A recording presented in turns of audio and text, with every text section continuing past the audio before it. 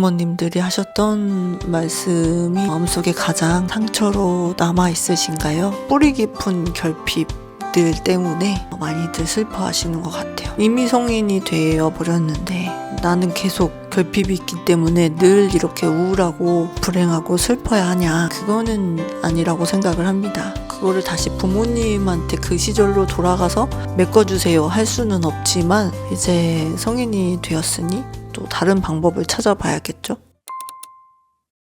안녕하세요. 영쌤라디오의 소영쌤입니다. 부모님으로부터 받은 어떤 메시지로 상처가 되어서 한평생 속상하고 힘든 그런 분들이 상담하면은 사실 꽤 많아요. 서로 어떤 말은 좀 피하고 어떤 말을 좀 쓰셨으면 좋겠는지 그런 말씀을 좀 드려보고자 합니다.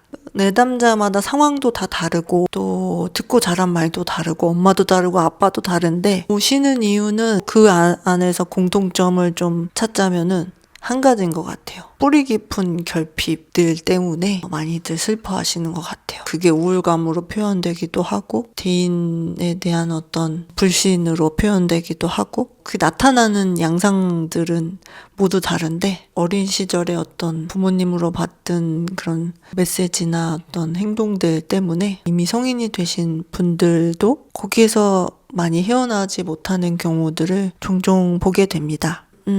이미 성인이 되어 버렸는데 나는 계속 결핍이 있기 때문에 늘 이렇게 우울하고 불행하고 슬퍼야 하냐? 그거는 아니라고 생각을 합니다. 그거를 다시 부모님한테 그 시절로 돌아가서 메꿔주세요 할 수는 없지만 이제 성인이 되었으니 또 다른 방법을 찾아봐야겠죠?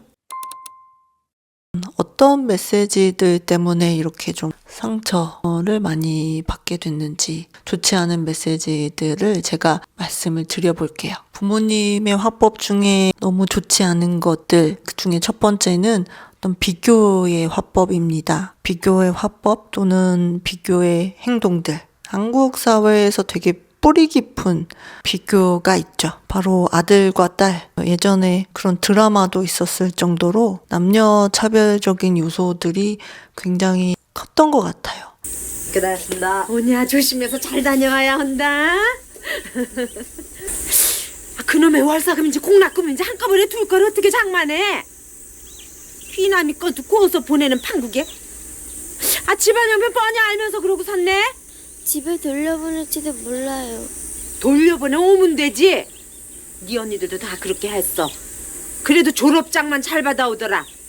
쓸데도 없는 기집애가 한 뱃속에 들어있었을 건 뭐람.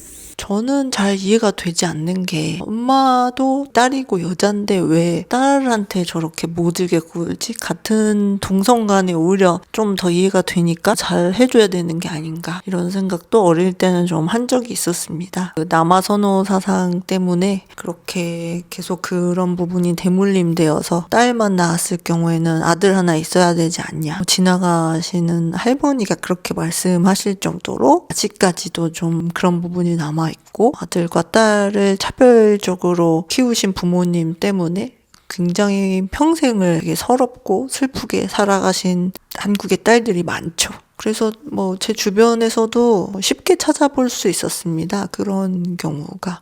제 또래도 그렇지만 윗대, 50대, 60대는 더 심한 것 같아요. 워낙 그러면은 이제 귀하게만 아들이 자라서 이럴 경우에 아들은 부모님한테 별로 자립을 잘 못하더라고요. 오누이 사이에서도 사이가 되게 좋지 않죠. 아들과 딸 사이에서도 차별을 하지만 동성끼리도 좀 차별을 하죠. 너는 왜 이렇게 형보다 못하냐? 또는 동생만 못하냐 이런 식의 발언들을 쉽게 하고 그게 한 번이면은 다행인데 거의 평생을 하시더라고요. 너 모델 한다고 설렁설렁 다닐 때 네 형은 과외 한 번 안 받고 서울대 갔어. 부모가 뒷받침 못 해줘도 네 형은 해냈어. 책상에 앉아 공부만 하는 게 제일 쉬운 거야. 난 형보다 먼저 사회생활 시작했어. 탑모델 됐고. 탑모델 됐다고 길거리 다녀봐야 알아보는 사람 하나 없더라. 그게 사실 칭찬이 아니잖아요. 너는 참 형만도 못하다. 형은 이렇게 잘하는데 너는 왜 그러냐. 역으로 동생은 이렇게 잘하는데 너는 왜 동생만 못하냐. 이렇게 얘기를 평생 듣고 자라면은 칭찬을 받은 쪽은 사실은 그게 제대로 된 칭찬은 아니지만 받은 쪽은 굉장히 죄책감에 또 시달립니다. 그리고 부담스럽죠. 한평생.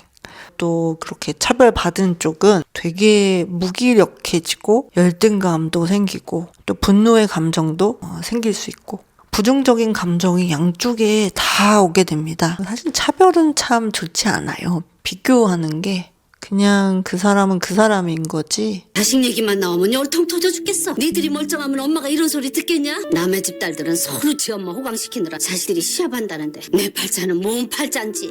옆에 내 손주 맞았다고 명품백 받았댄다. 이 집 작은 딸은 너랑 동갑인데 이번에 공무원 만나서 다음 달에 결혼하고 그 옆에 내보다 질 게 하나도 없는데 니들 때문에 길을 못 펴. 엄친딸, 엄친아 뭐 이런 것도 옆집 아들은 뭐 어느 대학 갔다는데 차라리 그냥 너가 공부를 좀 더 잘했으면 좋겠어 이렇게 말씀하시는 게 좀 더 깔끔한 거지. 집 아들은 뭐 서울대 갔다는데 그러면 이제 자식 입장에서는 그 말을 내가 따라서 공부를 열심히 해야겠다 이런 마음보다는 굉장히 어찌 보면 증오가 생기죠. 반감이 생기고. 근데 옆집 엄마가 우리 엄마보다 그 옆집 자식을 더 이렇게 많이 잘해주고 사랑해주는 거는 상관이 없는데 내 형제 사이에서 다른 형제보다 내가 사랑을 받지 못했다 이런 느낌을 받으면 굉장히 마음이 허하게 큽니다. 100% 다 똑같을 순 없고 마음이 좀 더 사람이니까 가는 자식이 있고 뭐 덜 가는 자식이 있고 그게 아마 좀 수능적이거나 나랑 비슷하거나 애먹이지 않는 자식이 아무래도 마음이 더 가긴 하는데 마음이 안 간다 그러면은 차라리 미운 자식 떡 하나 더 준다는 말이 맞는 것 같아요. 걔는 못 알아차리게 마음으로만 양육을 하실 때 그렇게 해주시면 좋을 것 같고 부모님이 그런 이제 비교나 차별을 많이 당했을 경우에 또 내 자식한테 그렇게 하게 되는 경우가 많죠. 아 이거 진짜 좋지 않은 거니까 하지 말아야겠구나 염두하시고 상대는 빼고 그냥 이 아이 자체에 대해서만 이렇게 이야기를 해주시는 게 좋습니다. 두 번째 상처가 되는 어떤 화법은 비난이에요. 비난. 정말 이런 부모가 있을까 이렇게 비난을 들으면서 평생을 살아온 사람들이 상담 일을 하면서 꽤 많더라고요. 너로 인해서 너 때문에 우리 집이 망했다. 풍비박산 났다. 너 같은 게 왜 태어났냐. 뭐 심지어 이런 말씀까지도 듣고 자랐다고 하더라고요. 듣고 있는 저도 화가 많이 나는데 그걸 평생을 들으신 분은 오죽할까 그런 생각이 들고 한 대학생 친구는 네가 아들이 아니어서 우리 집이 이렇게 됐다 이런 이제 사실 말도 안 되는 메시지를 지속적으로 듣고 자랐더라고요. 그걸 정말 맞다고 생각을 하더라고요. 그 부모님이나 조부모님이나 그런 말을 아이한테 한 어른들이 너무 밉더라고요. 이거를 얘가 지적으로 떨어지는 친구도 아닌데 믿을 정도면 도대체 얼마나 이런 얘기를 아이한테 많이 했으면은 애가 그렇게 사실이라고 생각하고 있을까? 어른으로서 많이 미안하고 되게 답답했어요. 가서 마음 같아서는 한 소리 해주고 싶었어요. 그런 메시지를 계속 듣고 자라면은 존재 자체가 되게 부정당하는 거기 때문에 엄청나게 무기력해지고 우울해지죠. 빠져나오기가 힘들어요. 어떤 비난을 제가 강도 높은 예시를 든 거지만 전적으로 다 뒤집어 씌우는 설사 잘못을 했더라도 가능하면은 좀 다른 방법으로 말씀을 해주시면은 좋을 것 같아요. 세 번째로 좀 하지 마셔야 되는 메시지는 부정어예요. 부정어. 무조건 아니야. 뭐 이렇게 시작하시는 분이 있어요. 상대방이 말하면 그거 아니야. 그거 하지 마. 뭐 이렇게 상대방 말을 일단 들어보지도 않고 쳐버리는 이런 분들이 있는데 굉장히 좀 권위적인 느낌이 들죠. 저는 크게 비교를 당하면서 살거나 비난을 크게 들어보지는 않았는데 부정은 좀 사실 저희 엄마한테 많이 듣고 자라긴 했어요. 엄마 이걸 안 보셔야 되는데 이제 조금 엄마 변명을 해드리자면 저희 엄마는 너무 불안이 높으셔서 제가 뭔가 새로운 일을 하면 변화에 대한 두려움이 너무 크시니까 제가 뭔가 시도하는 게 되게 불안하셨던 거죠. 예를 들면은 제가 운전을 배우고 나서 하게 되면 밖에 나가면 혹시라도 사고 날까봐 차를 그렇게 어떻게 못 가지고 나가게 하지마, 아니야, 오늘 아니야, 뭘 계속 이러시는 거예요. 근데 사실은 저는 보통의 여자분들보다 조금은 기계를 잘 다루는 편이고 공간 지각력이 그렇게 없지는 않은 편이어서 운전 배울 때도 되게 빠르다라는 피드백을 들었었어요. 근데 지금은 밤에는 잘 라식 수술 부작용 때문에 밤 운전은 못하지만 낮에는 운전을 매우 잘하죠. 근데 저희 엄마가 초보 때는 진짜 매일 차 갖고 나갈 때마다 거의 안 된다고 했어요. 그러면 이제 엄마하고 나가기 전부터 실랑이를 해야 되니까 기운이 빠지죠. 자꾸 해봐야 느는 건데 그래도 어쨌든 하기는 조금씩 했는데 힘들죠. 그게 어머니를 뿌리치고 제가 뭔가를 또 시도를 해야 하니까 운전뿐만 아니라 그런 요소가 상당히 많아요. 어떤 통제 때문에 제 의지대로 뭘 못하니까 그냥 답답한 거지, 엄마가 나를 신임하지 못해, 이런 마음까지는 없었어요. 이렇게 자신감이 막 떨어지거나 이러진 않았는데 계속해서 아니야, 넌 못해, 이런 얘기들을 듣고 정말 그게 못 믿어서 하는 것마다 족족 본인이 통제하시고 자식에 대해서 믿지 못하고 그런 메시지를 계속 듣고 자라면은 자기 의지가 이제 좌절되면서 되게 우울해져요. 자기 스스로 뭔가 어느 순간 결정하는 게 무서워지고 특히나 순둥적인 아이의 경우에는 부모가 시키는 대로만 아마 하고 살아올 거기 때문에 내가 하는 거는 다 못 믿었게만 이렇게 부모님이 보셨기 때문에 시선을 성인이 되어서도 스스로 자기 확신이 없어요. 내가 하면 될까라는 자신감이 없어지죠. 그리고 마지막으로 비언어적인 게 있습니다. 비언어적인 거에 가장 대표적인 거는 한숨이죠. 한숨. 사실 이거는 저도 되게 많이 반성이 되는 게 저도 되게 한숨을 많이 쉬었어요. 되게 좀 가슴이 답답하니까 그리고 한숨을 많이 쉬었는데 늘 웃고 밝을 순 없지만 내가 좀 한숨을 많이 쉰다 생각하시는 분들은 밖에 나와서 쉬시든지 밖에 나와서 좀 소리를 지르시든지 저는 차에서 사실 많이 그러거든요. 한 번씩 화나면 소리를 꽥 지른다든지 한숨을 쉰다든지 차에서 많이 그러는데 어찌 보면은 대놓고 화를 내면 내가 원망이라도 했을 텐데 엄마는 오히려 티를 안 낸다고 한숨을 쉬신 거지만 오히려 더 부담스러운, 그게 사회적 민감성이 굉장히 높은 자녀일 경우에는 오히려 더 이게 도대체 왜 그러는지 모르니까 답답할 수 있어요. 한숨을 많이 쉬시는 분들은 그거를 좀 풀기 위한 노력을 하셨으면 좋겠어요. 자녀를 믿어주지 않으면 자신감 없는, 자존감도 떨어지는 그런 사람으로 성장을 할 수가 있어요. 그런 메시지를 계속해서 듣고 자라면 그게 또 나한테는 어떤 또 프레임이 되어서 내가 그걸 깨고 스스로 나오기 전까지는 그 안에서 계속 어떤 감정과 생각이 그 안에서만 이렇게 쳇바퀴 돌듯이 머무는 것 같아요. 어린 시절 듣고 자란 메시지들이 평생을 어떻게 지배를 하는 걸 보면 진짜 자녀를 키운다는 게 세상 어떤 일보다 어려운 것 같아요. 내가 어떻게 하느냐에 따라서 아이가 또 좌지우지 될 수 있으니까. 또 한편으로 생각해보면 원칙은 하나인 것 같아요. 그게 너무 과한 희생도 좋지 않고 또 그렇다고 너무 방임하는 건 더 좋지 않지만 결국에는 엄마 스스로가 행복해지는 게 아이한테는 가장 좋은 지침서, 모델이 되는 것 같아요. 부모님의 어떤 행복한 얼굴, 표정 이런 것들을 보고 자라면 세상은 그래도 힘들지만 살아갈 만하구나, 이런 메시지를, 무언의 메시지를 주는 거거든요. 부모님은 성인이 되면은 부모님대로 잘 사시고 자식은 자식대로 또 독립해서 자기 인생을 잘 사는 게 가장 건강한 거고, 그래야 가끔 봐도 서로가 좋고 반갑고 그런 거지, 그렇지 않을 경우는 가족이어도 오히려 남보다 부담스럽고 힘들고 그런 가정들이 되게 많은 것 같습니다.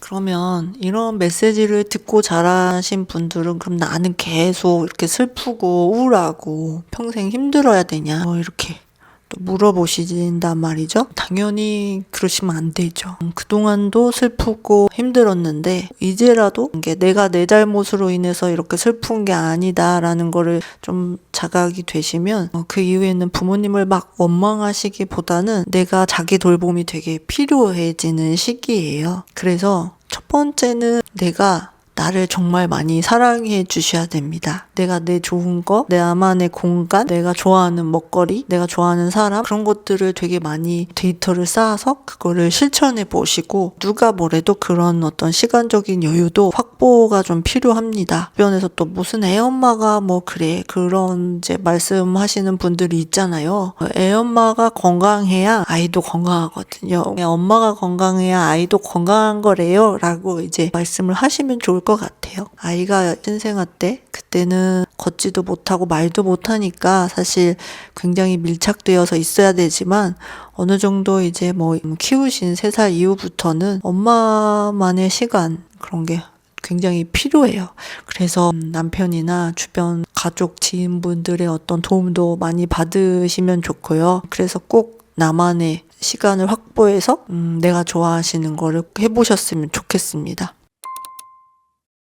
주변에 따뜻한 표정과 말씀을 해주시는 그런 사람들 위주로 많이 만나시면 좋을 것 같아요. 내 자존감이 너무 떨어졌을 때 나름은 뭐 너니까 내가 해주는 거야 막 이렇게 지적하시는 그런 분들보다는 그냥 지지하고 따뜻하게 수용해 주시는 분들을 많이 만나시는 게 그 결핍에 대한 것을 채워가는 시간인 것 같아요. 저의 경우에 제가 이 주전자를 제가 좋아하는 선생님께 선물을 받은 건데요. 저한테 이거를 선물해 주시면서 이거는 부적이야 부적 이렇게 말씀을 하셨고 선생님은 무조건 잘 될 거야. 무조건이야.